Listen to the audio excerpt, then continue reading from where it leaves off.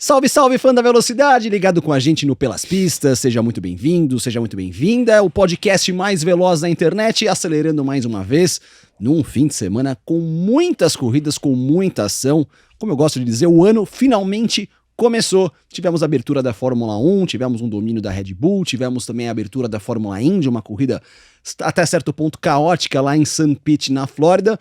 Muitos assuntos que vamos discutir a partir de agora. Você é mais do que convidado com a gente. Se inscreva no nosso canal no YouTube, já deixa o like no vídeo.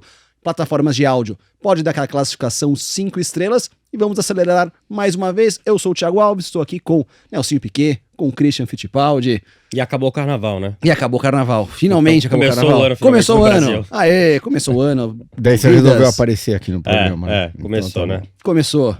Tudo certo, seu Christian? Chegou, hein? Chegou, hein? Olha só, Vocês hein? viram? Hã? Ó. Eu desci do pódio, daí veio alguém da Não, Porsche. explicar ao pessoal aqui que é o Tá troféu da sua vitória da Porsche do ano passado, né? Isso. Com o macacão pelas pistas. O macacão tá aqui atrás. Isso. Da prova de dezembro. Daí eu desci do pódio, vem alguém da Porsche e falou assim, você precisa me devolver o troféu. Eu falei, ok, né? Mas era isso aqui mesmo? Era esse daí. Daí, nunca mais vi o troféu. Ele chegou 3 meses depois. Uhum. Mas até hoje eu não sei por que eu tive que devolver o troféu a hora que eu desci do pódio, mas tudo bem. Ah, e uma coisa bacana desse troféu aqui, que talvez o pessoal mais detalhista, que está acompanhando por vídeo, vai conseguir ver toda a nossa produção, né? Que bate o reflexo aqui, ó. A Cal dando tchauzinho ali, a nossa diretora. Pera, esse daqui é o quê? É seu também da Porsche? Ah, é um de tempão atrás. Mas é quinto lugar, aqui na Porsche todo mundo recebe troféu, Esse né? é quinto lugar no campeonato. É campeonato? É campeonato. Ah, 2019 Endurance. Tá aqui. E o Christian tá até fazer a leitura aqui. É Sprint Challenge, Etapa Endurance, Corrida 3, primeiro lugar, hein? Vai ter um outro esse ano?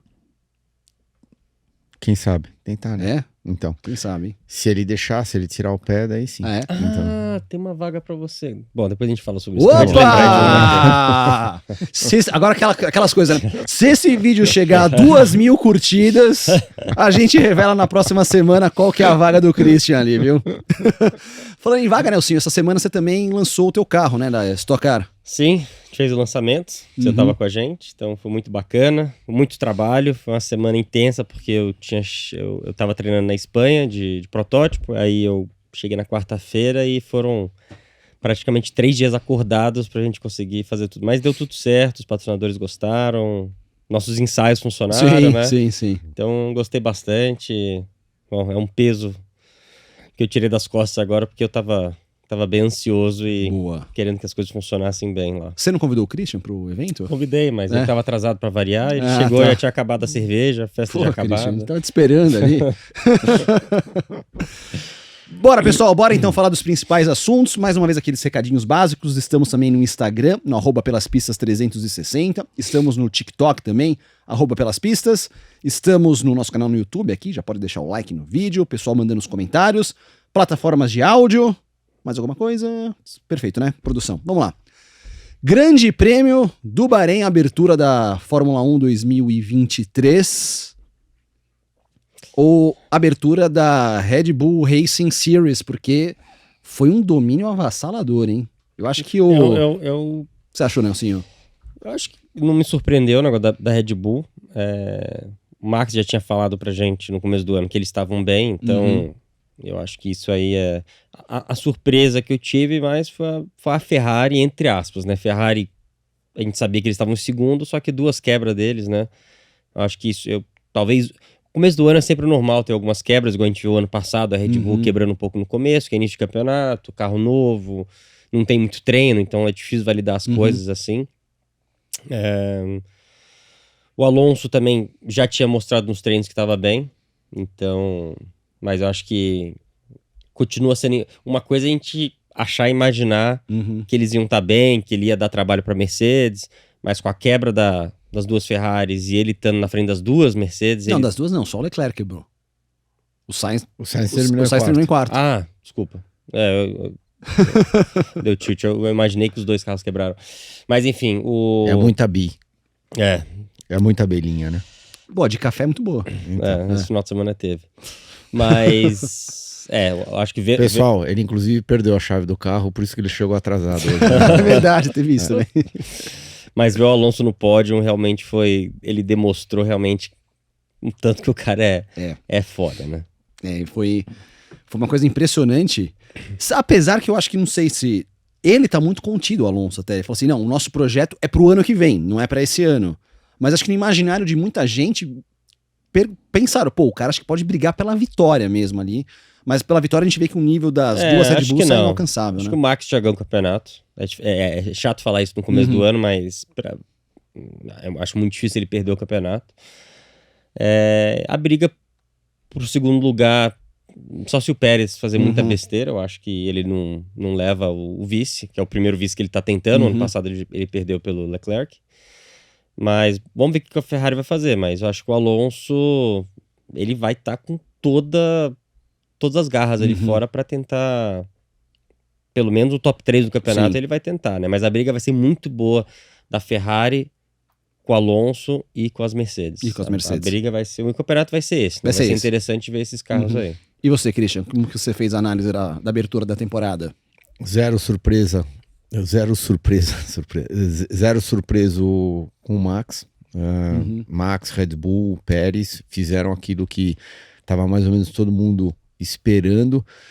Eu não acho nem que a diferença foi maior ou menor. Eu acho que foi claro que a Red Bull iria dominar a corrida inteira. Muito contente pelo Alonso. Andou pra caramba durante a corrida. Foi o cara da corrida. Fez várias ultrapassagens bem legais. Então tá mostrando que não só o carro tá bom, mas ele também tá legal de cabeça. Ele tá muito motivado, muito bom de cabeça. Stroll fez uma corrida muito boa. A gente tem que lembrar que ele não fez o teste pré-temporada, né? Ele sentou direto no carro. No primeiro treino, acho que ele teve um pouco de problema. Sim. Ele perdeu bastante tempo no primeiro tempo, que é importante isso daí. Problema de ignição. Então, principalmente se você não fez os testes pré-temporada. Então ele fez uma corrida sólida. No segundo ele saiu carregado do carro, né? Que ele tava com dificuldade ainda de sair. Não, mas ele fez uma corrida muito boa. Não, eu ia falar do Stroll realmente, né, a gente levando em consideração o acidente, levando em consideração que a gente sabe que o Alonso é bom, muito rápido, fez os treinos, ele andou atrás do Alonso, tudo bem, mas não andou um caminhão atrás do Alonso, né? Ele andou ali bem, andou um pouco atrás do Alonso, mas totalmente normal. Pra quem não fez os treinos e tá machucado, eu acho que me impressionou. Não, andou muito bem. Eu acho que se ele tivesse andado ali em 12º, eu ia falar, beleza, né? Tem um pouco dele ter se machucado. Ele não andou longe do Alonso, então realmente foi... Não, e daí a outra coisa lá do Stroll, né, que foi interessantíssimo, ele dividiu as duas Mercedes, não é que ele terminou em 7º, ele foi o primeiro carro do resto. Ele dividiu os dois carros de uma equipe grande. Então... E passou bem, e fez uma ultrapassagem bonita pra cima do Russell. Exatamente. Não, ele foi bem. Ele mandou muito bem. Russell e o Hamilton fizeram, eu acho que aquilo que o carro permitia eles fazerem, né? E primeiro cartão amarelo, acho que da temporada, na minha opinião, vai pro Russell, que hoje de manhã já falou pro mundo que a Red Bull vai ganhar todas as corridas da temporada e tudo. Se eu fosse o Toto, eu ia dar uma enquadrada nele, legal, imagina. Mas o 300 pessoas trabalhando em função dele. 1000, né? 300 não. Então, sei lá, 300, 500, aquilo que for, trabalhando em função dele, ele já joga a toalha na primeira corrida. Mas o Toto também deu uma entrevista, ele falou assim, que nós temos que trabalhar no nosso carro e não são melhorias de 3 décimos também. Já passou um recado também. Tudo bem, só que eu acho isso lindo e maravilhoso, porque o pessoal tem memória curta, né? O ano passado a Mercedes também começou mal, e quem acabou ganhando corrida no final do ano, quando faltavam 2 etapas para terminar a temporada, sendo que as últimas 3, 4 etapas a Mercedes andou bem pra caramba. Estados Unidos andou bem. O Russell foi a única vitória da Mercedes. Então você não sabe, tudo bem, talvez eles melhorem muito tarde na temporada, sei lá, na metade da temporada, daí é claro que já perdeu o campeonato, mas, ou seja, aquele recadinho que ele deu, na minha opinião, não foi muito legal. Mas vocês acham que realmente pode ser um domínio? Você comentou no programa da semana passada que esse carro vai ser. Eu tenho quase toda certeza. De ganhar todas, vocês acham que é possível? Não é impossível. Não, porque sempre acontece alguma coisa, né? Tem a Mônaco, pode acontecer alguma coisa. Não, tudo bem, mas aquele ano da McLaren em 88, foi 88? 88. 88. Eles ganharam, tinham 16 corridas e ganharam 15 corridas. E só perderam o Monza, porque foi aquela enroscada do Ayrton com o Schlesser, se não me engano. E daí a corrida de Monza, quem ganhou foi a Ferrari. Foi o Berger e o Michele que chegou em segundo. Então, não, eu acho. São mais corridas, são 22 ou 23 corridas. O ano passado eles ganharam quantas das 22? 17. Tudo bem, na proporção aí é praticamente igual, né? Acho que eles podem ganhar facilmente 18, 20 corridas, talvez, entendeu? Sempre tem uma ou outra que quebra, alguma coisa acontece, enfim. Vocês já pensaram se eles ganharem todas as corridas do ano? Vai ser, bom, primeiro que vai ser inédito. Inédito. Percentualmente, o da McLaren é o recorde. Porque não é mais numericamente, porque tinham 16 corridas. 93%. Percentualmente é o maior domínio da Fórmula 1. Acho que a Ferrari teve um ano que de 18 ganhou 16 também. Já tiveram anos dominantes. Mas eu acho que a temporada vai ser boa entre o segundo e o quinto lugar. Ali que a gente, né, independente do Max, chato falar, mas praticamente já vai ter ganho o campeonato, vai continuar sendo legal ver a briga dos outros, ver os duelos ali do De Vries com Tsunoda. Aliás, eu me surpreendi com essa, hein? Tsunoda andou bem. Mas a gente já sabia que ia levar algumas corridas, talvez, pro De Vries começar a extrair tudo do carro, né? Mas eu tô com você, Thiago. Eu me surpreendi. Eu também me surpreendi um pouquinho. Não, eu fiquei também do Gasly, do Ocon, também foi... mas no fim... o Gasly fez uma corrida. O Gasly fez uma ótima corrida, chegou em nono. Não, ele tinha largado em último, né? Hülkenberg me surpreendeu. Sim. Putz, aí eu tenho... Eu acho que ele andou pra caramba na classificação. Isso. Mas é característico o Hülkenberg. Tá? Ele sempre aparece em algumas classificações, como há 2, 3 anos atrás, quando ele teve que montar lá no Force India de última hora em Silverstone. Ele estava quanto tempo parado? Ele classificou em terceiro. Eu falei, uau! E isso é impressionante. Você montar num carro de Fórmula 1 e você tá fora do carro há, sei lá, 4, 5 meses... E você classificar de cara em terceiro, só que daí na corrida ele deu uma charré. E o histórico dele, quase 150 grandes prêmios, sem nenhum pódio, brigando pelo primeiro pódio. Ele, não sei se ele teve algum problema durante a corrida, mas ele deu uma charré na hora da corrida. O Sargent fez uma prova também muito boa, hein? Muito sólida. Quase beirando ali os pontos, uma prova muito ok. Ele não terminou nos pontos, mas ele terminou relativamente perto do Albon. Sim. Ele não estava 40 segundos atrás do Albon, ele estava bem pertinho do Albon no final da corrida, então foi muito boa.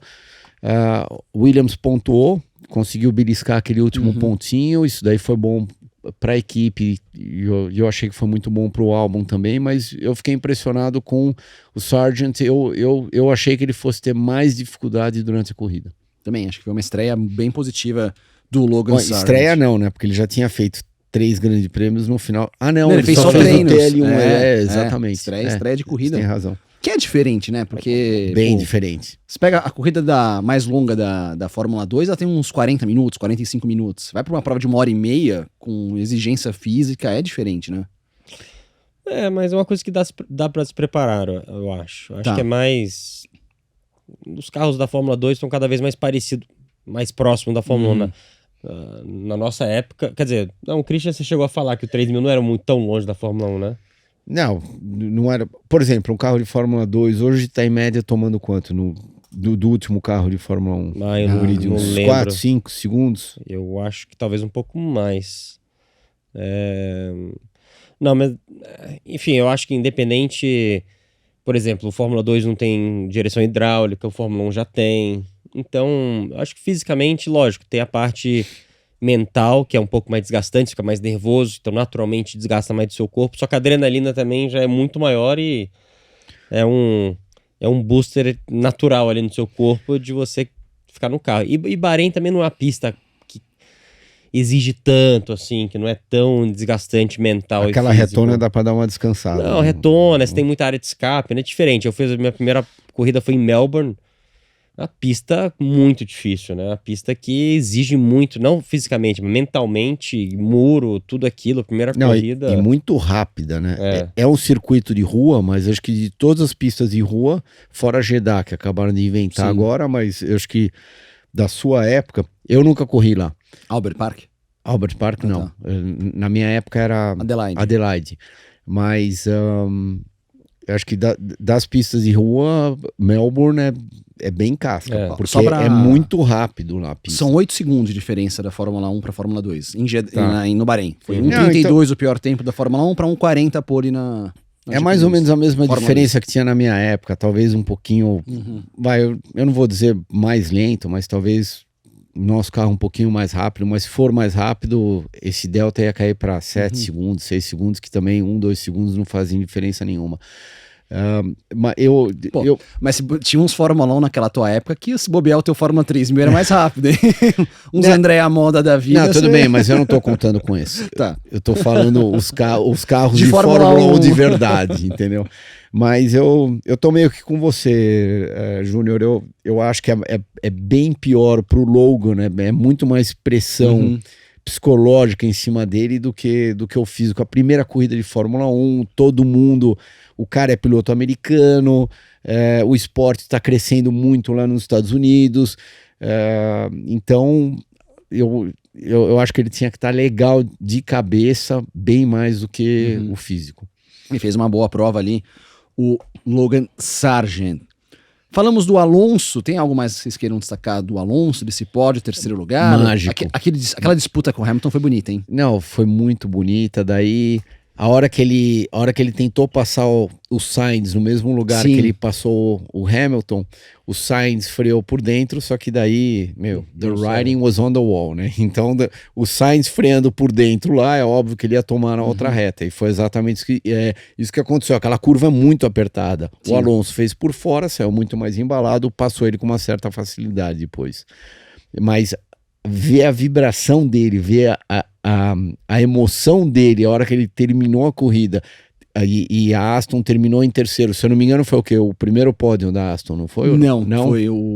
Foi o segundo. O segundo pódio, então, ele tava feliz, você conseguia ver que ele esquece o Alonso, tem gente que ama ele, tem gente que odeia ele, aquele cara que causa fora da pista, vamos pôr tudo isso à parte, vamos só fazer uma análise do Alonso piloto dentro do carro, ele foi mágico. Apesar de teve um pódio do Vettel que ele foi desclassificado, então foi isso que eu ia te falar. Acho que foi o primeiro então da... Aonde ele foi desclassificado? Agora não fugiu. Lembro agora. Fugiu, mas teve um pódio que ele foi desclassificado. E é a quinta equipe diferente que o Alonso sobe no pódio na Fórmula 1. É a quinta equipe diferente que ele sobe no pódio na Fórmula 1. Ele se tornou o quinto piloto a conseguir isso. 2 eu esqueci. Eu sei que 2 são outros 2, o Rubens Barrichello e o Ricardo Patrese. Os 2 primeiros eu esqueci agora, devia ter feito a lição de casa lá.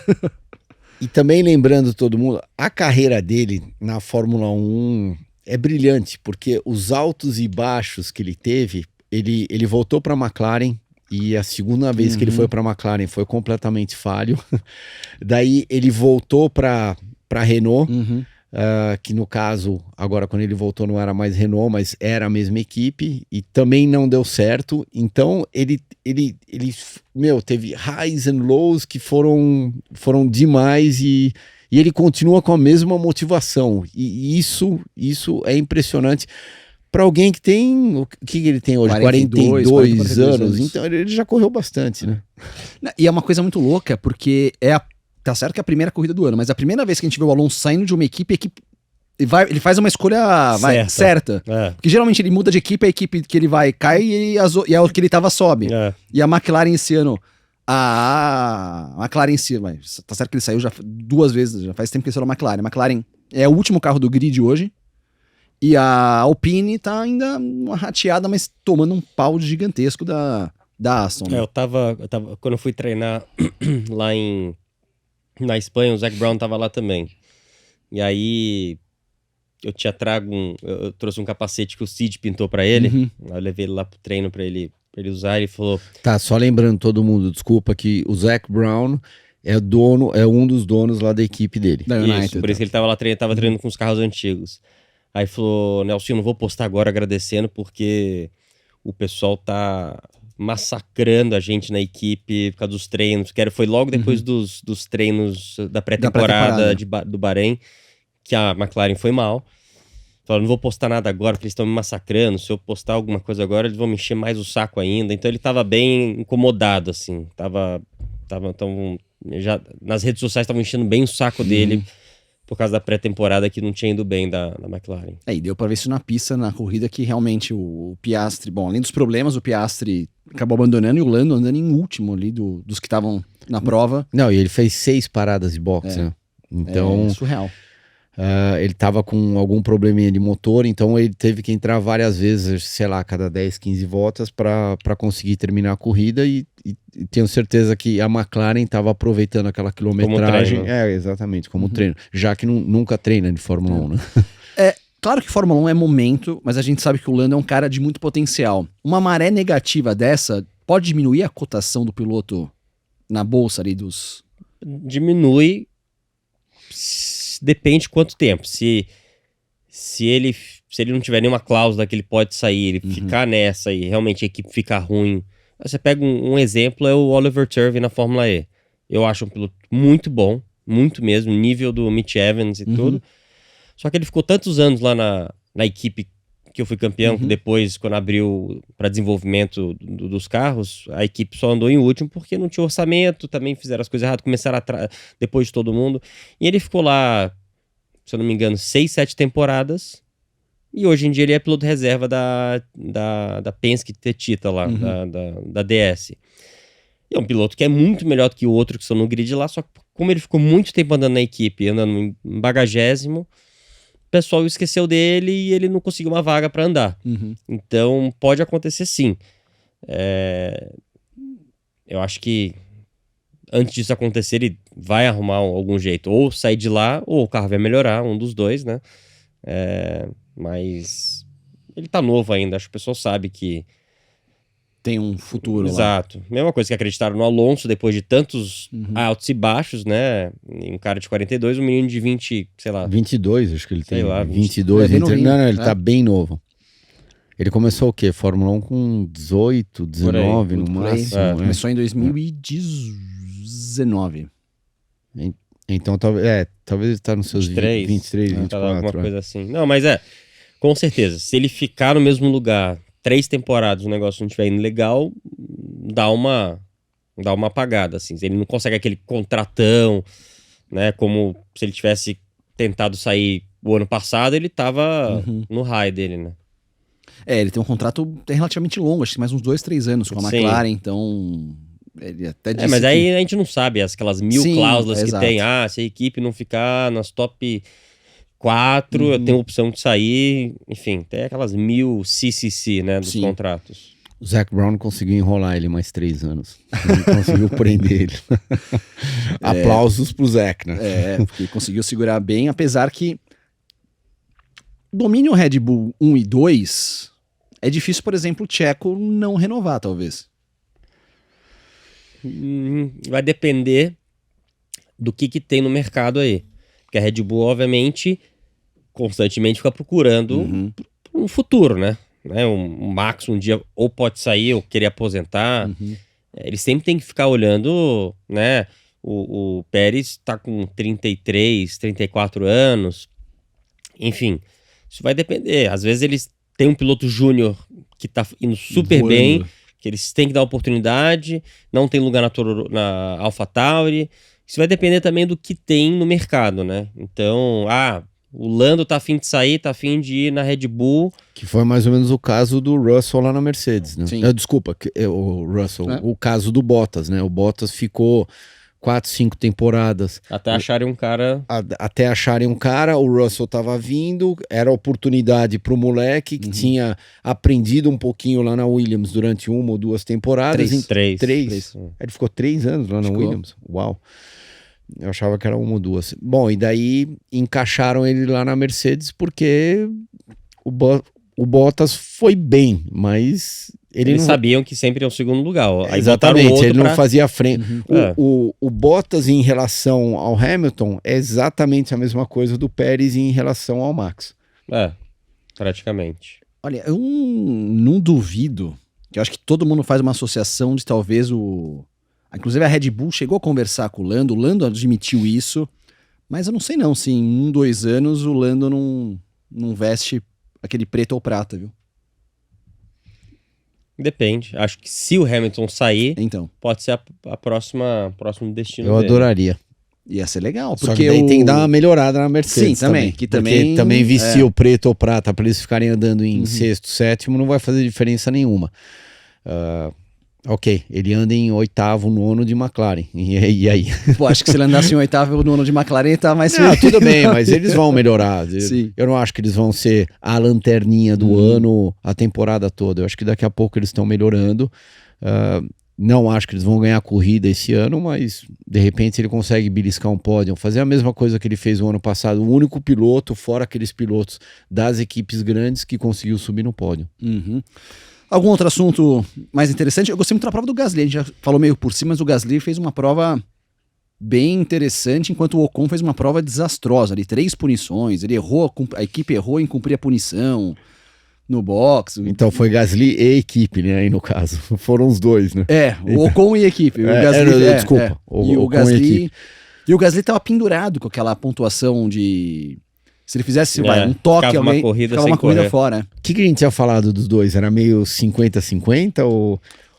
Eu não lembro. Eu acho que Assistam o nosso vídeo ali, eu acho que a gente Deixa eu ver falou aqui. que talvez as primeiras corridas Era o o Gasly Ocon. era o Ocon É. e depois ia ficar, a gente não sabia, ia ser um negócio 50-50. Vai fazer um spoiler aqui. Nelsinho foi no Ocon 51-49. Eu fui no Gasly um pouquinho mais e você muretou. 50-50. Você foi 50-50. Tanto que eu desenhei um muro aqui na nossa anotação. Aí no nosso lembrar programa de esse duelos. detalhe que a gente estava falando do Gasly da pontuação, é que nem a carteira de motorista, né? Isso, Você é. chega a X pontos, ou você Uhum. é uma carteira suspensa, você Ele tá perde com o uma quê? corrida. 10 pontos? Não, ele Não. tá a 2 pontos de Não, punição. então, ele tá com 10. E eu acho que a primeira... São 12, né? É 12, é. Daí 12 Mas você... acho que, se não me engano, na próxima prova já reduz. Que Tá. é 1 ano de cada punição. Então acho que já vai reduzir essa pontuação. Eu não sei se é a próxima prova ou em abril. Ele tá É. meio que pendurado É. até abril. Daí acho que na Pode ser. prova de abril, sei lá, Uhum. na 4ª, 5ª etapa, 3ª etapa.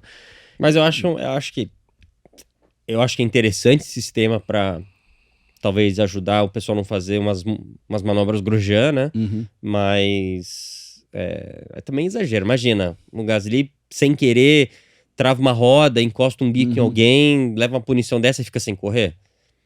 Eu acho que é um pouco Demais. exagerado. Uhum. Porque a gente sabe que o cara é bom, Uhum. sabe que ele tem nível de Fórmula 1. Não é um cara... Não é um doido. Não é um doido, não é um... Eu não vou chamar o Stroll... o Stroll de doido, mas ele tá lá por causa do orçamento do pai, porque ele comprou uma equipe, né? Então, o Gasly tá lá por mérito dele, por resultados, vitórias que ele teve, enfim. Então, imagina, o cara, acontece alguma coisa que todo mundo erra, e aí o cara fica sem correr uma corrida por causa de pontuação. Loucura, né? Acho que criaram uma regra mirando alguns pilotos e tá acertando outros ali dessas disputas ali do pelotão da Fórmula 1. Fórmula 1 que agora faz uma pausa de uma semana e depois a gente vai pra Austrália, pra próxima prova. É Austrália a próxima prova, né? Eu nem lembro. Nossa O senhora. que é? Melbourne? Melbourne. Então. Nossa, que vergonha, né? A gente faz um programa que esquece do calendário das corridas. Deixa eu ver aqui. Mas é Austrália. Deixa eu ver. Calendário... Não, Arábia Saudita.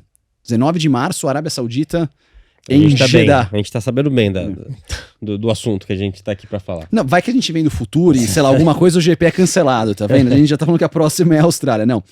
Arábia Saudita, dia 19 de março, em Jeddah, próxima prova da Fórmula 1. Só pra manter nesse espírito de Fórmula 1, a gente teve a Fórmula 2 também nesse fim de semana, que o Enzo conseguiu 2 top 10, talvez ainda devia um pouco na classificação, mas conseguiu 2 top 10 aqui, o Enzo Fittipaldi, Cristiano.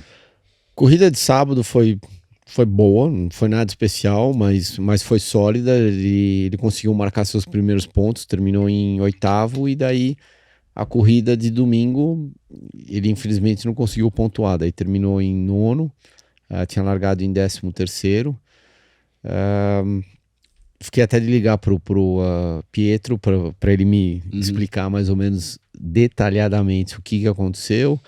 E é aquilo que o Enzo postou, né? Virar a página, vamos embora com tudo para Jeddah, para a próxima corrida. Às vezes o piloto não teve o final de semana bom, isso daí pode acontecer, de repente ele não conseguiu se acertar perfeitamente o carro naquela pista. Tudo bem, os testes aparentemente tinham sido sólidos, tinham sido bons, e a única coisa que ele vai levar para casa é que ele terminou, se não me falha a memória, as 2 corridas na frente do companheiro. Não, na segunda o companheiro foi melhor. Foi melhor? Foi, então tá bom. Eu lembro que ele tinha terminado na primeira, na frente lá do companheiro, que isso daí é outra coisa que eles fazem, né? Quando você tá na boca do gol, lá na minha época era a Fórmula 3000, hoje em dia a Fórmula 2, a primeira coisa que todas as equipes de Fórmula 1 fazem, eles estão te comparando com o seu companheiro de equipe, né? Que é aquela comparação direta. Então, ele tem que chegar na frente do companheiro de equipe dele de qualquer jeito, independente se ele vai ganhar o campeonato ou não, mas ele precisa chegar na frente do companheiro de equipe dele. E na Fórmula 3 nós tivemos duplo pódio interessante para o Brasil, com Caio Collet na 3ª colocação na prova 1, e na prova do domingo o Gabriel Bortoleto, primeira vitória na Fórmula 3, mandou muito bem ali o Bortoleto na Trident. Honestamente eu não vi a corrida. Eu sei que foi uma corrida que ele acabou chegando em segundo, mas o primeiro foi desclassificado, aí levou a vitória, mas de qualquer forma foi bom. Acho que... Começar bem, assim. Começou bem. O Caio Collet tem um pouco mais de experiência que ele, né? Então a gente, sei lá, acho que o Caio Collet tem um pouco mais de pressão do que o Bortoleto, que o Bortoleto é o primeiro ano de Fórmula 3, o Caio Collet acho que é o terceiro ano, então né? acho que ele realmente tá um pouco mais com a faca no pescoço aí, porque ele tem que... O mínimo que ele tem que fazer é ganhar ou ficar em segundo, né, nesse campeonato. Então, não vai rolar fazer um outro ano de Fórmula 3, ou vai ter que ir pra Fórmula 2, e se não tiver um resultado bom na Fórmula 3, não vai conseguir uma equipe competitiva na Fórmula 2 para tentar mostrar alguma coisa. Quem estava muito contente depois da corrida de Fórmula 3 era um tal de Fernando Alonso, né? Sim, você viu? Opa, feliz da vida com o pupilo dele. Ele adotou ali, tirou várias fotos com o Drogovic, agora com o Bortoleto, adotou ali o Fernando Alonso, virou tio Fernando ali, com os meninos brasileiros. O papo tá muito bacana, mas agora a gente vai fazer o nosso momento pit stop. O momento pit stop de hoje teve, acho que a grande história do fim de semana aqui foi realmente o Lance Stroll, com aquela questão física dele de corre, não corre, como que seriam as condições. A gente viu que o Stroll, depois de um treino livre 2, ele saiu ali com dificuldades para sair do carro. A gente sabe que essa questão, às vezes, de correr machucado, correr lesionado, é algo que acontece com qualquer piloto no mundo. Quero saber aqui dos nossos 2 pilotos aqui, se vocês já passaram por situações semelhantes ali à do Lance Stroll. Primeiro, uma pergunta antes das histórias. Pelo que a gente soube da contusão do Stroll, de contusão ali, de uma fratura, não tantos detalhes, até disse que ele acabou machucando o pé também ali na queda da bicicleta. Vocês correriam?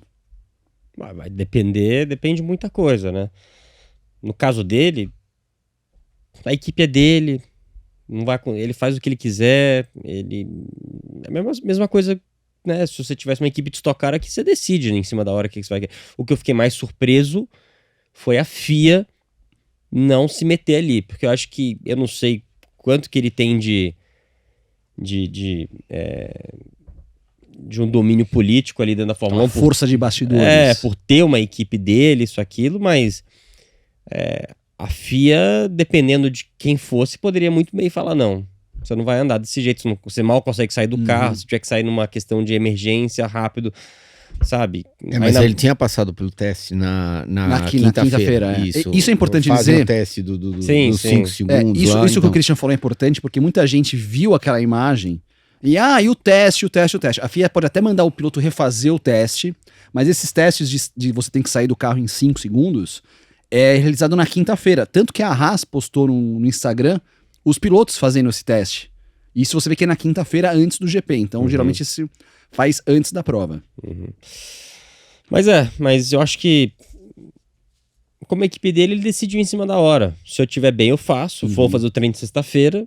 Se eu não tiver bem, eu coloco o Drugo, que ele já treinou e, enfim, já tá habituado com o carro, tava pronto. Eu vou fazer o treino de sexta-feira. Se eu me sentir bem, eu corro. Se eu não me sentir bem, eu vou pro hotel descansar, tomar um sol, né? Mas pô, eu sei que piloto é fominha, Christian. Eu sei que você passou por uma situação que você tomou uma decisão e até mudou seu estilo de pilotagem, né? Não, na época foi quando eu quebrei a perna em Surfers Paradise de Indy, que foi em 97. Daí é claro que, como todo piloto fominha, né, que você acabou de comentar, a gente quer voltar pro carro o mais rápido possível. E o único jeito de eu acabei guiando um carro de novo, eu quebrei a tíbia direita e o pé esquerdo. E 52, 53 dias depois eu estava guiando um carro de Indy de novo. Só que a única condição que eu conseguia guiar o carro era que eu tinha que aprender a frear com o pé esquerdo. E foi daí que eu aprendi a frear com o pé esquerdo. Porque até então eu sempre tinha freado com o pé direito a minha carreira inteira. E daí é claro que com a perna quebrada você ia colocar muita pressão em cima daquela perna. E os médicos falaram, de jeito nenhum que você vai poder fazer isso. Então, ou você aprende a frear com o pé esquerdo, e daí eu fui para Mid-Ohio andar uma semana antes da corrida de Portland. E nas primeiras 2, 3 voltas foi, óbvio, estranho pra caramba, porque eu não conseguia modular a minha frenagem tão bem. Daí você para a primeira vez no box. Lá, no caso, aquele dia de teste, a gente tava sem pressão nenhuma, então desci do carro, analisei um pouco de dado, daí montei no carro de novo, andei mais um pouco. No final do primeiro dia já tava, eu diria que 80%, 90% lá. Daí eu testei no segundo dia, melhorou mais ainda. Na semana seguinte, na terça-feira, a gente voltou de novo para Mid-Ohio. Daí fez toda a diferença do mundo, porque eu voltei para casa, fiquei uns 3 dias parados. Daí o processo todo de frear com o pé esquerdo deu uma entrada na cabeça direitinho como é que tinha que fazer. Quando eu fui andar na terça-feira seguinte, antes da corrida, daí foi outro mundo. Daí eu andei e fui embora lá para Portland e na minha volta, naquela corrida em Portland, eu classifiquei em terceiro e terminei em quarto. Boa. Mas a decisão foi sua, de correr, de tentar? Foi Ou minha teve uma de pressão tentar. de patrocinador, pressão de equipe? Não, primeiro que é pressão sua, né? Porque você sabe que você precisa seu emprego, voltar. né? É o seu emprego, exatamente. Você precisa voltar o mais rápido possível. Essa que é a diferença. O Stroll é o hobby dele. Não, lógico, ele gosta daquilo e tudo, mas ele para ou anda na hora que ele quiser.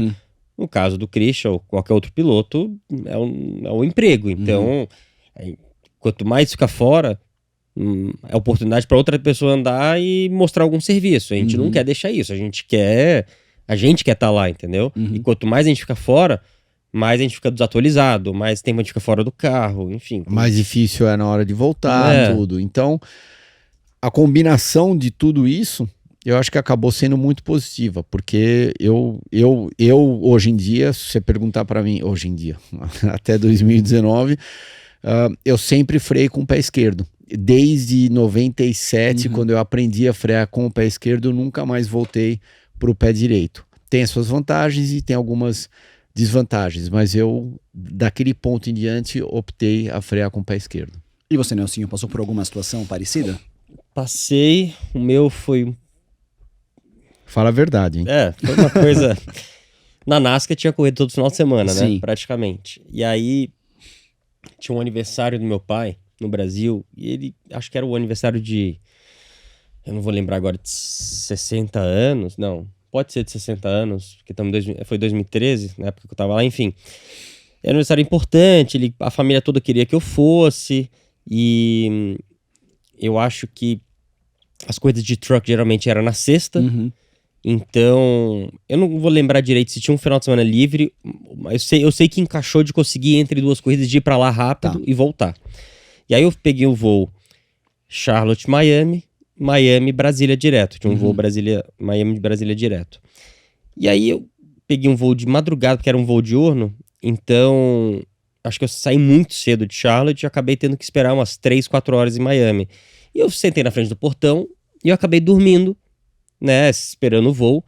Só que eu dormindo sentado em cima do meu pé, meio que dobrei o pé assim, sentei em cima. E aí eu acordei com a pessoa gritando, last call, última chamada, voo, sei lá o que. Eu acordei assustado. Juro por Deus essa história.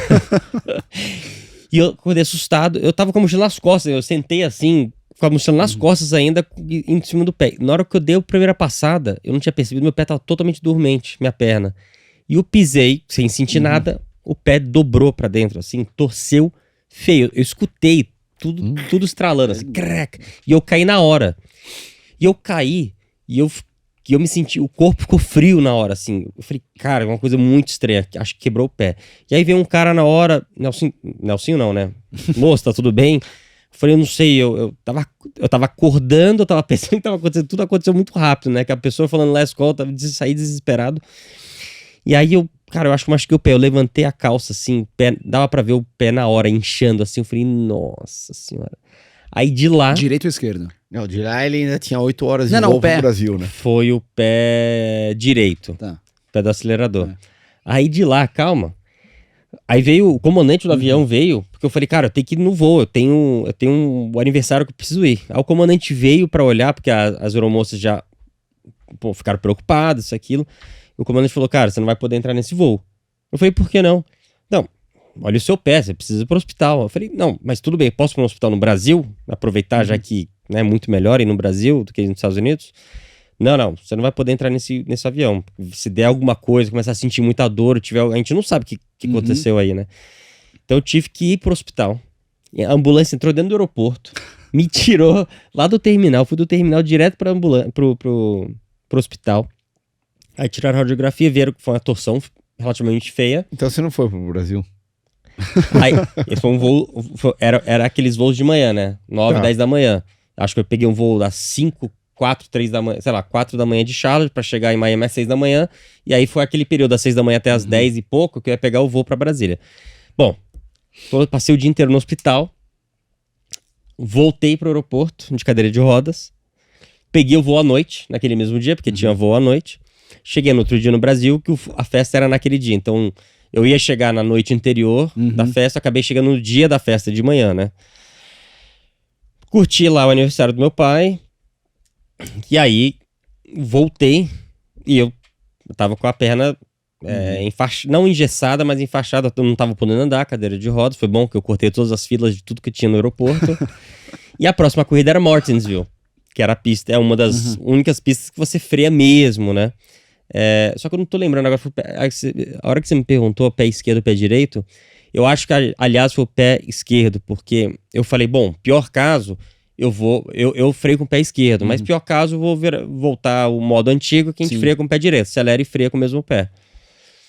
Só que aí eu coloquei, eu acho que eu enfaixei bem o pé, ele não mexia, né, eu não podia andar, mas eu sentei dentro do carro e eu conseguia fazer força e não doía. Tá.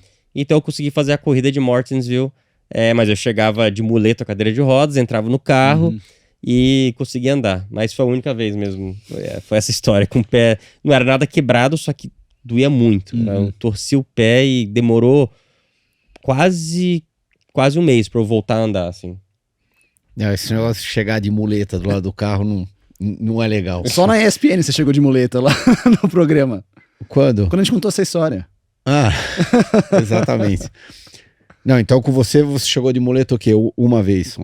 Eu cheguei... Uma só corrida. foi uma vez. Foi uma corrida. O resto já tava um pouco melhor. Não, pra mim foi Portland e Cleveland. Não, na verdade, a primeira... Daí a partir da outra eu já tava sem muleta. A primeira foi semi-cadeira de roda, semi-muleta, e depois... Acho que era só muleta, mas já tava um pouco mais tranquilo. Tá aí literalmente os ossos do ofício aqui dos nossos pilotos aqui no Pelas Pistas. Esse foi o Momento Pit Stop. Lembrando que a rede Pit Stop é a maior rede de autopeças do país, com mais de 2.200 pontos de vendas espalhados por todo o Brasil. Seguindo com o programa, falamos dos Estados Unidos, ali de histórias da Indy. Christian Fittipaldi, tivemos também nesse fim de semana lá em St. Pete uma bela abertura da Fórmula Indy. Esfregou bastante as mãos. Esfreguei bastante as mãos, então, até meio pouco até agora. Eu também esfreguei bastante excedi as mãos. Um pouco nas corridinha transmissões. foi muito boa. Foi legal, hein? Pete. Foi bem legal. No aeroporto os carros decolaram. Literalmente decolaram. Alguns carros. Vitória do Marcus Ericsson numa prova em que o seu querido companheiro de equipe, Michael Andretti, sonhou com um, dois, três. Ex-companheiro. Não, você todos os com ele? 4 carros dele, os Sim. 4 carros, o Grosjean, o Devlin bateu logo no começo da corrida, o Herta teve aquele encontrinho amigável com o Power Isso. E o Kirkwood. e o Kirkwood. Não, o Kirkwood eu acho que terminou a prova. Não, terminou, mas só que ele teve que arrumar tanto o carro dele que ele estava Lá 3, atrás, 4 voltas atrás, então é como se ele não tivesse terminado. Inclusive, teve uma imagem do Michael saindo lá do pit stand, a hora que o Romain bateu no final da corrida, foi batido no final da corrida, daí ele já estava meio que done, já era, eu vou embora pro motorhome aqui, já não tava mais aguentando. Que casa, né? O cara Andretti dominou os treinos. Não, sendo tudo. que dominou a prova, corrida. Não, Andretti na primeira fila, primeiro e segundo. O Romain tinha enfiado o quê? 4 décimos no Herta, que é super, super difícil. E o resto do grid, do Herta para trás, estava todo mundo em 1 segundo praticamente. Pertíssimo. Então, Andretti estava levando para casa. Acabou. Não tem mais o que fazer. E daí aconteceu toda aquela bagunça toda. Lá na largada, o Hélio Castro Neves se envolveu naquele primeiro Big One, aquele acidente forte com vários pilotos. E depois, aí tivemos disputas muito quentes.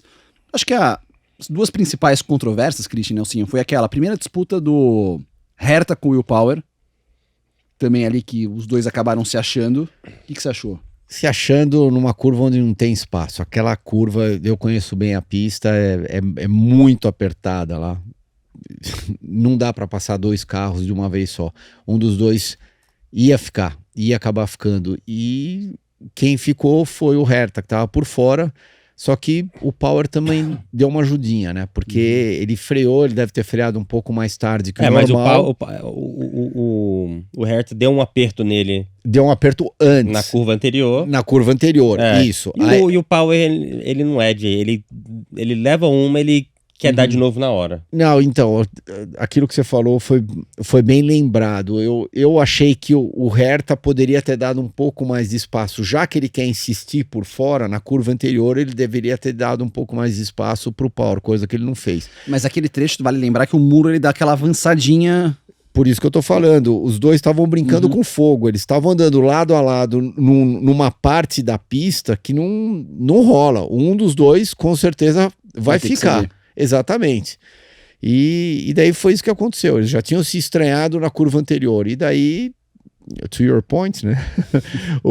A hora que o Power chegou lá na outra, ele deve ter freado um pouquinho mais tarde. O Herta tentou entrar, porque se ele não entra, ele ia bater no pneu. E daí acabaram batendo de novo. Lance de prova. E aí acho que a discussão que movimentou redes sociais, movimentou grupos de discussões. Romain Grosjean contra na mesma Scott curva. McLaughlin. Não, foi na anterior. Ah, tá. Foi na anterior. Numa situação bem parecida, mas foi na saída de box. Sim, não. Saída de box do McLaughlin de pneu frio. Lembrando todo mundo que não tem aquecedor, né? Isso. Então os pneus literalmente saem frios e você leva uma volta e meia para chegar naquela temperatura ideal onde o carro tem toda a aderência. Algo que querem fazer na Fórmula 1, inclusive, essa. Eu acho muito legal fazer isso. Eu acho interessante. Eu também acho. E o Grosjean já estava de pneu quente, porque ele tinha parado uma volta antes. Eu acho que os dois fizeram um papel que deviam ter feito. Como é que chama? McLaughlin defendeu a posição dele, né? Não tinha o que fazer. Se ele ficasse na linha dele, o Grosjean ia botar por dentro, então ele teve que fechar a porta. O Romain teve que arriscar, porque depois que o pneu esquenta, é uma pista difícil de ultrapassar. Talvez ele não ia conseguir ultrapassar, então ele teve que arriscar. Eu acho que o Romain tá com aquele peso de querer a primeira vitória dele, então ele tá um pouco no arrisca, né? E, enfim, o piloto, o McLaughlin, pneu frio, não tinha o que fazer. Ele freou talvez um pouquinho tarde para não deixar o Romain passar, mas no máximo que acontecer, ele ia ter que parar um pouco mais o carro no meio da curva, porque não ia ter grip suficiente para fazer aquela velocidade, mas realmente, ele só foi reto porque o Romain veio por fora, tentou virar para dentro, os dois encostaram, aí o carro levantou e os dois foram para a barreira, né? Bom, como vocês fizeram comigo no outro programa, né? Falou e ficou em cima do muro. E olha aí, a culpa foi de só, quem? tá se soltando. Olha não, só. acho que Gostaram, né? Peguei vocês, né? Um Olha programa só, depois. é. Então. É 50-50. Se o Romain fosse talvez um pouco mais esperto, é muito fácil você falar isso depois do incidente. Se ele tivesse parado o carro um pouco antes, talvez Pra ele tentar teria, dar o X? ele teria conseguido dar o X. Mas essas condições é muito fácil olhar assim, mas E fazer análise depois. Eu acho que ele nem precisaria ter dado X, porque se o carro dele não tá do lado de fora lá, o McLaughlin teria passado reto, teria ele se autodestruído. Sim. Eu acho que ele teria entrado no pneu eu de acho que qualquer não. jeito. Ele teria saído mal da curva e o Grosjean teria saído Bem rápido. mais embalado. É. Ainda mais que ele tava de pneu quente e ele, aí- e ele também não estaria na farofa. Ele tava do lado limpo lá da pista, ele poderia acelerar mais cedo.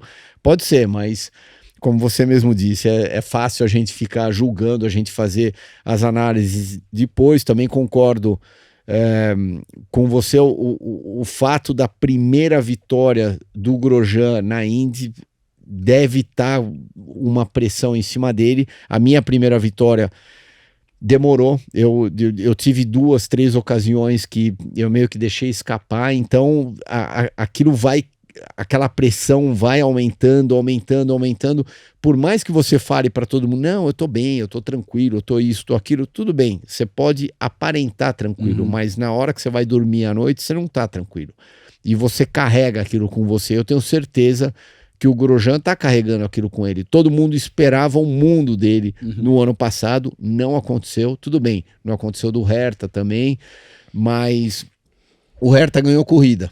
O Rossi ganhou corrida. O Rossi ganhou corrida, que foram companheiros de equipe dele, e ele não ganhou a corrida. Então, ele era ano de contrato, né? Exatamente. É ano de contrato dele. Eu acho que se não acontecer essa temporada, se não virar, eu sinceramente não sei se o Michael vai querer renovar, ou se ele renovar, ele com certeza vai jogar o salário dele lá embaixo. Você em casa pode colocar nos comentários do vídeo, se estiver acompanhando na primeira exibição, se estiver acompanhando depois, pode colocar o que você achou. Muita gente em redes sociais criticando o Grosjean. Ah, o Grosjean é isso. Muita gente também dizendo toque de corrida.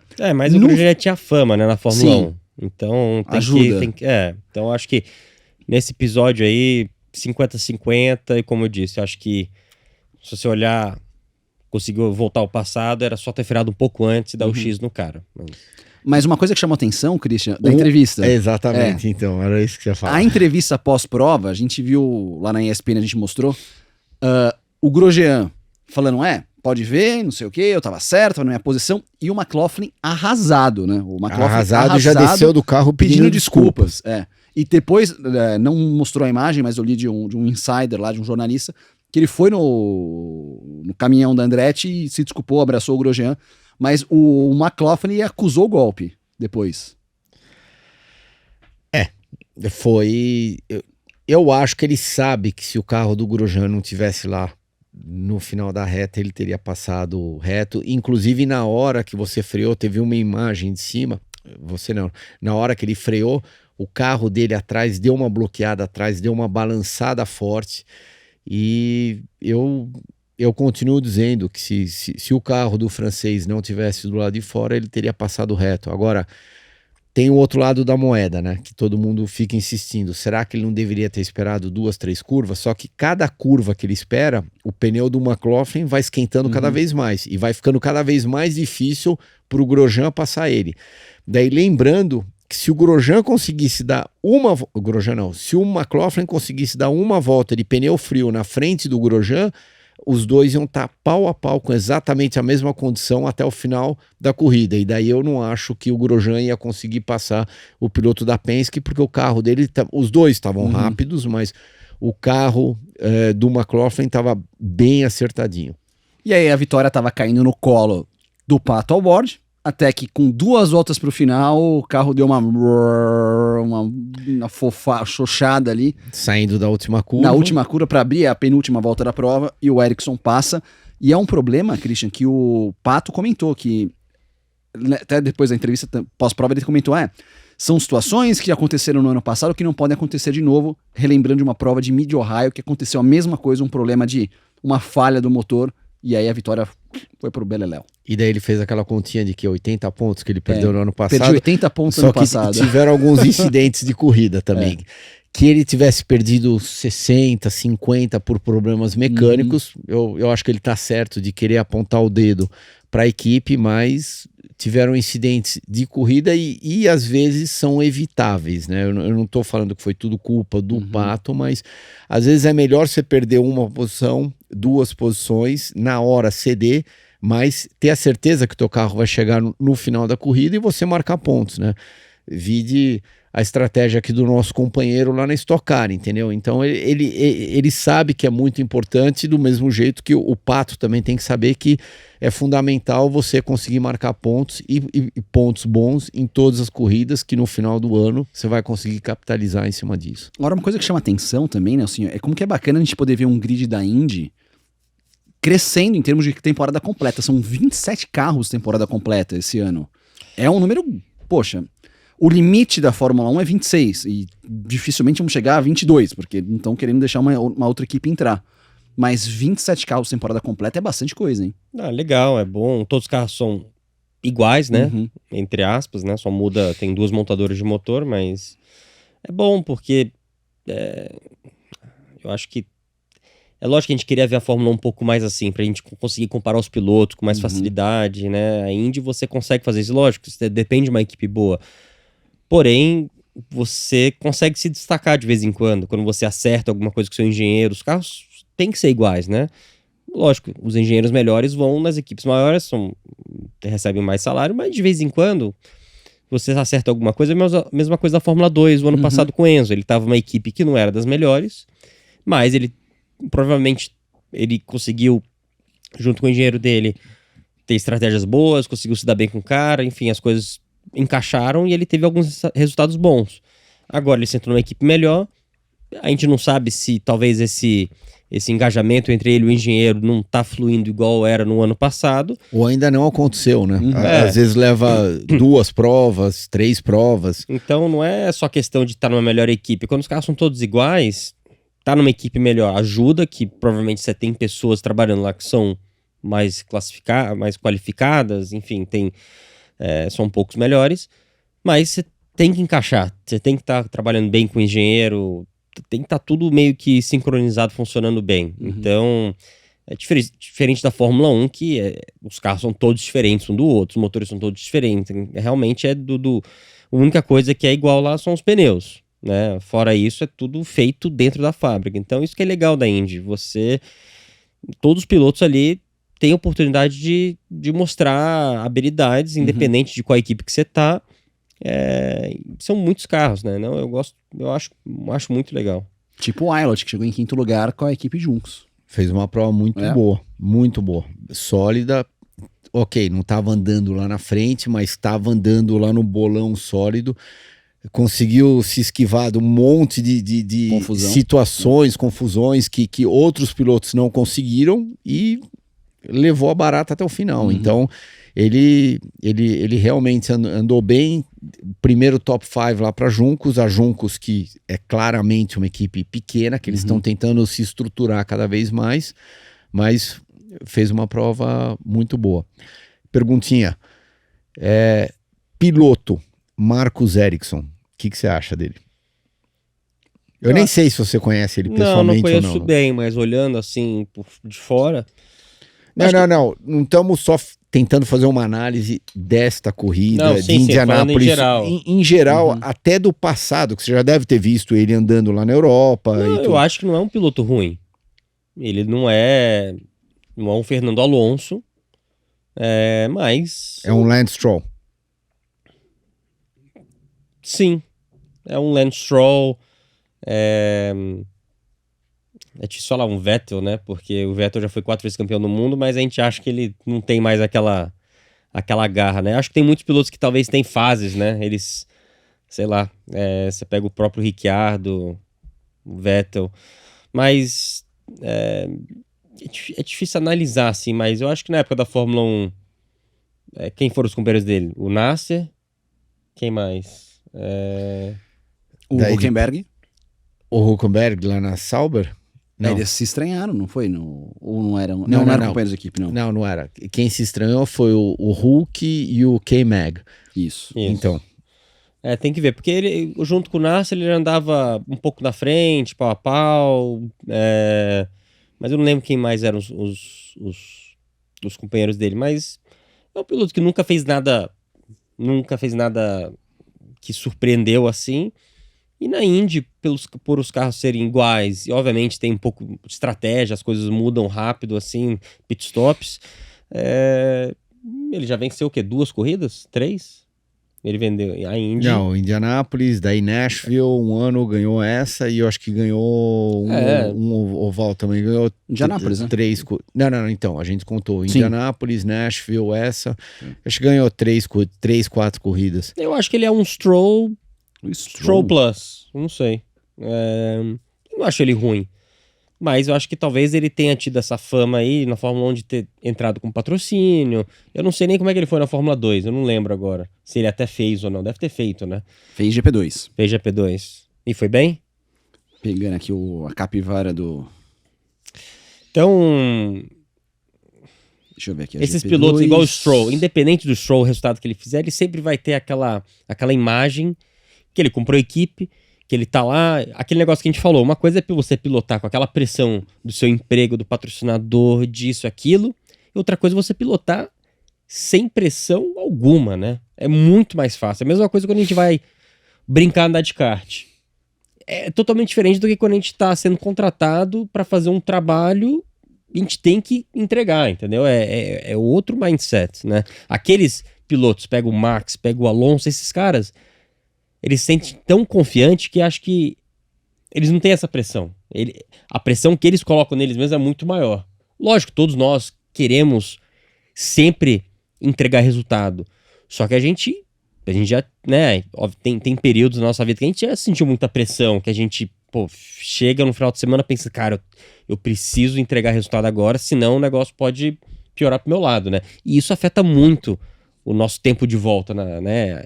A gente começa a ficar mais nervoso, aí a concentração diminui, aí a confiança diminui, aí você erra, aí você não é tão rápido, aí você vai chegando perto do limite, você vai começando, né, ainda mais pista de rua, vai começando, você comete alguns erros, aí você começa a diminuir um pouquinho, aí talvez o seu companheiro de equipe tá 2, 3 vezes mais rápido, aí você tem que acelerar o passo um pouquinho, aí você comete outro erro, aí você fica naquela, entendeu? São situações complicadas que um cara igual o Stroll, por exemplo, nunca vai sentir, entendeu? É só a pressão dele mesmo, né? Como piloto, se ele realmente tiver aquela garra, aquela vontade de piloto, aquela fúria que a gente tem dentro de nós pra vencer, que é a única coisa que vai motivar ele. Senão, ele não tem pressão nenhuma. Ele vai fazer, independente de qualquer resultado que ele quiser, a não ser que o pai dele resolva, filho, a gente tá gastando tanto dinheiro, não tá indo bem. Vamos parar com Vamos brincar de outra coisa? São 4 vitórias na Fórmula Indy do Ericsson. Ele foi 6º lugar no melhor resultado da Fórmula 2. Do campeonato. Do campeonato, E eu pegando aqui os companheiros de equipe dele, ele teve por 2 temporadas o Nasser. E ele competiu também uma temporada na Alfa. Ele teve uma temporada de Caterham, mas aí foi um aprendizado lá. E ele correu uma temporada na Alfa com o Giovinazzi nas 2 primeiras provas e o Pascal Wehrlein no final. Foram os anos dele de Fórmula 1. E o Pascal é bom. O Pascal é bom. Meio doido, mas é bom. Então, enfim, eu acho ele um piloto... E 4 vitórias na Indy, uma delas a Indy 500, isso. E competiu também, mais um ano, desculpa, aí ele competiu o último ano de Fórmula 1, 18, com o Charles Leclerc de companheiro na Sauber. E o Charles Leclerc destruiu ele. Aí sim. Mas aí que realmente é o Charles Leclerc. Né? E aí depois ele foi pra Indy, aí começou a correr na McLaren e foi passando as outras categorias. Achei pesada a comparação com o Stroll, assim. Eu não acho o Stroll o horror que muita gente acha, mas eu acho o Ericsson melhor. Mas, assim, do que o Stroll. A comparação é difícil. Por exemplo, Magnussen ou Stroll? Hülkenberg ou Stroll? Hülkenberg. Então, eu acho que o Ericsson é dessa galera aí. Tipo, Sim. Hülkenberg, Ericsson, que é aquele meio termo um pouquinho pra cima ali. Sim, sim. Eu até acho o Stroll eu até acho ele mais qualificado do que eu falei. Muita gente acha que o cara é horroroso. Não acho que ele é horroroso. Mas, de novo, a gente tá falando, aquele assunto que eu tava falando, ele é um dos únicos que anda Sem pressão. sem Concordo, pressão, Concordo. que ajuda muito, Sim. entendeu? Concordo. Mas eu não acho o Ericsson. Eu acho o Ericsson, assim, um cara, por exemplo, hoje, no grid da Indy, cara, top 5. Top 5. Top 5 piloto? Não. Top 5 piloto. Não, eu Não. discordo. Top Você- 10 fácil, Top 10 fácil também. top 5 Ele não. é bom. Ele é bom, mas Você ele não não pode. é ótimo. Você tem Aqui, Scott ó. Dixon, você tem Palu, Power. você tem o Power, Exatamente. você Não, tem o McLaughlin, Grosjean, Newgarden. New Garden. Não vou nem botar o Grosjean nesses 5 primeiros aí. Tá. Os caras que têm um pouco mais de experiência. É o New Garden, o Power, o Scott Dixon, McLaughlin também eu não sei se eu colocaria ele ali agora, mas tem o Herta. Colocaria o Herta. Nossa. É mesmo. Não, eu acho que ele tá sólido No top 10. de quinto Tá. a décimo. Ou sexto a décimo. Pode ser que eu tenha chutado um pouco mais alto ali, mas... Não, sólido. Mas eu acho que ele é bom, mas eu não acho que ele é ótimo. E eu acho que o fato dele ter vencido Indianápolis, isso deu muita credibilidade para ele e ele vai conseguir carregar isso na carreira dele, vai ajudar ele, porque ele é um Tem outra forever, comparação. ele vai ser o Indy Sim, 500 sim. winner. É, Tem Então, outra comparação interessante, o Rosenquist. Eu acho ele, tudo que ele fez, ele andou muito bem. a gente esqueceu do Pato também nessa listinha. Sim. Então. Rosenquist muito bem, nunca, acho que ganhou uma corrida, Exatamente. talvez. Mas eu acho o Rosenquist melhor do que o Ericsson. Tudo bem, mas o Rosenquist, eu esperava muito mais dele a hora que ele foi pra Indy do que ele realmente fez. Entregou. E é isso. E ele teve duas oportunidades grandes, né? Ele teve na Ganassi e na McLaren. Sim. E tudo que ele fez antes, voltando àquilo que você tinha acabado de comentar agora, foi uau, o Rosenquist é o novo Senna. Ele anda pra caramba. Daí a hora que ele chegou na categoria top, foi ok. Uhum. Muito bom, é óbvio que você não vai falar que você estaria sendo louco se você falasse que ele não guia bem. Não, ele guia muito bem. Só que ele é um Pato Award? Não é. Inclusive, ano que é o último ano de contrato e se aquela movimentação Palou indo pra McLaren, E ele roda, quase roda já esse nessa ano. temporada. Exato. Então foi por pouco que ele não rodou. É isso. Fórmula Indy, esse calendário eu sei de cabeça. Dia 2 de abril no Texas, você acompanha lá na ESPN e também no Star Plus. Próxima prova, ovalzinho. Eu sei que o Christian é muito fã de oval, mas a galera de casa, os caras são mais do time oval ali que nem eu. Uma vez eu perguntei pro Christian se ele queria oval ou misto. Não, quero uns 2 mistos ainda.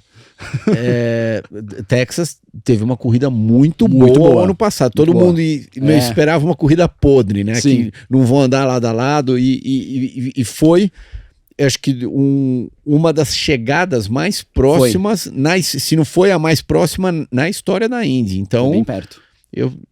eu acho que a provinha vai prometer de novo esse ano. 2 de abril para você na tela da ESPN e do Star Plus. Bandeira quadriculada pro nosso Pelas Pistas dessa semana. Valeu demais, Nelsinho. Aqui já tá colocando na agenda 2 de abril, isso mesmo, coloca lá no Texas. Até a semana que vem.